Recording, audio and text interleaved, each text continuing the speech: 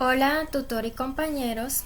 El tema que vamos a exponer es riesgo físico y mi grupo está conformado por Maide Pereira Álvarez, Leidis Díaz López, Paula Ortega Lobo y Adriana González y mi persona María Michelle Banda Pérez.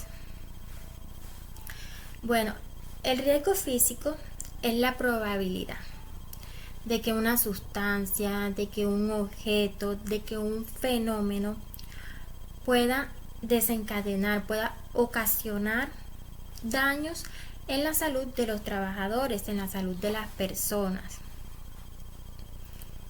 Los factores de riesgo físico son aquellos factores como son iluminación, ruido, vibración, radiaciones ionizantes, radiaciones no ionizantes, temperaturas altas, carga física,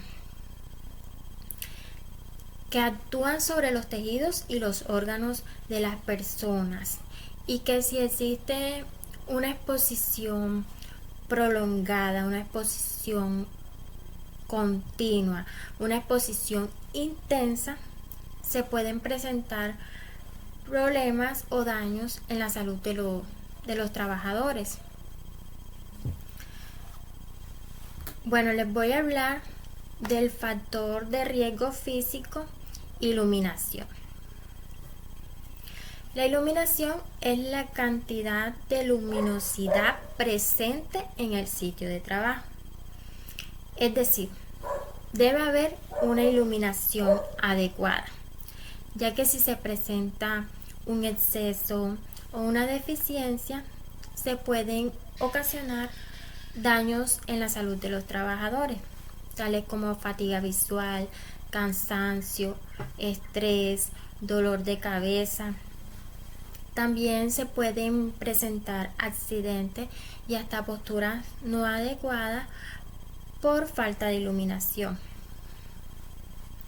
Los estándares de iluminación se establecen de acuerdo al tipo de tarea visual que el empleado deba realizar. Cuanto mayor sean los detalles, cuanto mayor sea la concentración, es necesaria una mayor iluminación, de tal forma que el trabajo se realice de forma eficiente, de forma eficaz, de forma segura, de forma cómoda. Bueno, les voy a hablar de los tipos de iluminación. Dentro de los tipos de iluminación encontramos la iluminación natural y la iluminación artificial. La iluminación natural es aquella procedente de la luz diurna. Se caracteriza por producir menos cansancio visual y es la más económica. También es importante saber que esta varía según la hora del día y según la ubicación. Por ejemplo, cuando en el lugar de trabajo hay ventanas, hay aberturas en el techo que permiten la penetración de la luz natural, la penetración de la luz del sol. La luz artificial. Este es otro tipo de iluminación, el cual se utiliza como complemento a la luz natural. Se da por generación controlada de fenómenos de termorradiación y luminiscencia. Por ejemplo, las lámparas de vapor de mercurio, las lámparas fluorescentes, etc. Bueno, un sistema de iluminación debe cumplir los siguientes requisitos. Uno de los requisitos es que debe ser suficiente, de manera que cada bombilla proporcione la cantidad de luz que se requiere en el puesto de trabajo. Debe ser constante y debe estar uniformemente distribuida, de manera que se eviten los deslumbramientos. También se deben evitar los contrastes de luz violentos y las posiciones de claro y oscuro. Les voy a hablar de algunos controles que debemos tener en cuenta o podemos tener en cuenta para este factor de riesgo físico que es la iluminación. Uno de ellos es utilizar al máximo la iluminación natural, manteniendo los vidrios de las ventanas limpios. También mantener el valor de reflectancia recomendado para cada una de las áreas de infraestructura del local y de los instrumentos de trabajo. Adecuar la calidad y la cantidad de luz de acuerdo al trabajo que se va a realizar, grado de exactitud, detalle, tiempo de exposición. También iluminar pasillos, rampas, escaleras y demás lugares donde pueda haber gente. Utilizar colores claros en las paredes y los techos cuando sea necesario una mayor iluminación. Otro control es implementar un programa de mantenimiento de conservación visual para el personal de las áreas críticas, que tenga en cuenta variables como edad, nivel de daño, exposición, tiempo de exposición. Y por último les voy a hablar que es importante tener un plan de mantenimiento de los artefactos que incluya la revisión de estos y de las instalaciones eléctricas. Bueno, como elementos de protección personal para utilizar en ambientes de poca iluminación tenemos las lámparas personales, las gafas de LED de chorros. Los instrumentos utilizados para medir la iluminación tenemos el luzómetro, que es un instrumento que permite medir la luz real, la iluminación real en un ambiente. La unidad de medida es luz. Y también otro instrumento es el luzmeter, que es un instrumento que permite medir la luz real en un punto definido.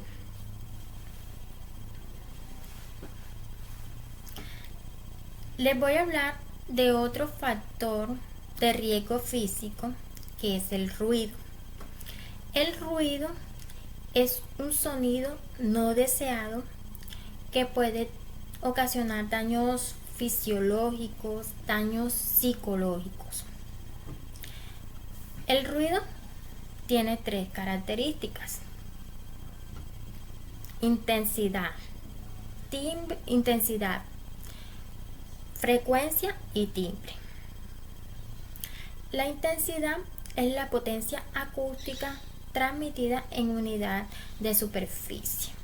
La frecuencia, el número de oscilaciones por segundo.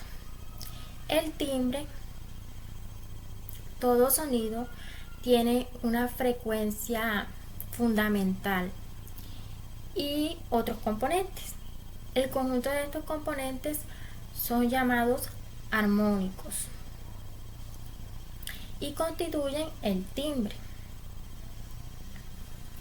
Les voy a hablar de los tipos de ruido. Existe el ruido continuo, el ruido intermitente y el ruido de impacto.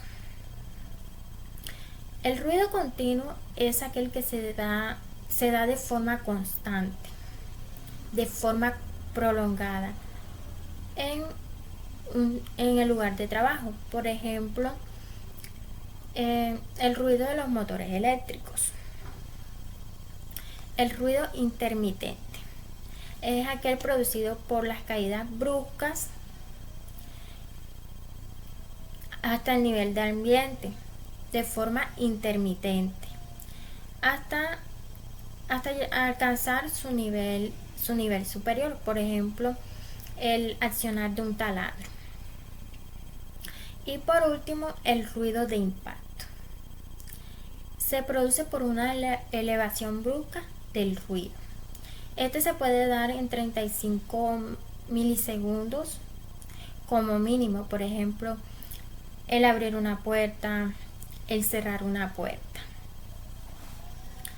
El ruido puede tener efectos auditivos y efectos no auditivos.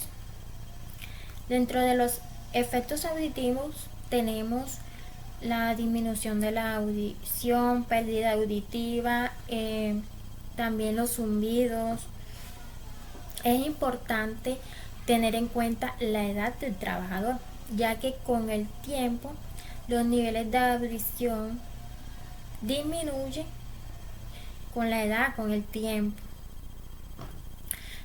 Los efectos no auditivos.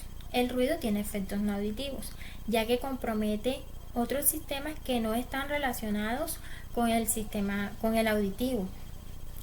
Por ejemplo, tiene efectos en el sistema nervioso, se pueden producir taquicardias, trastornos de sueño, que llevan a la depresión, a la fatiga, etcétera. A continuación verán un video referente al factor de riesgo físico ruido y mi compañera Adriana González continuará hablando sobre este tema.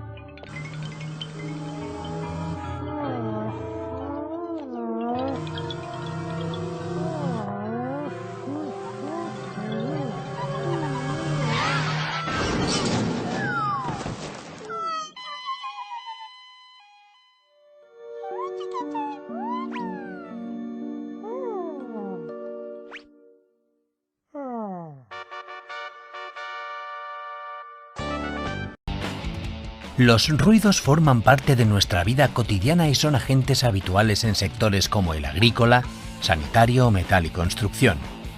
En muchas ocasiones estos ruidos son agresivos para las personas tanto en su ambiente laboral como extralaboral, lo que conlleva a que sea uno de los contaminantes principales.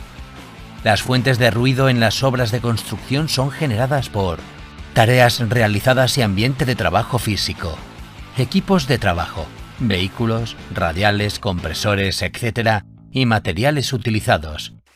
Otras actividades concurrentes en la obra.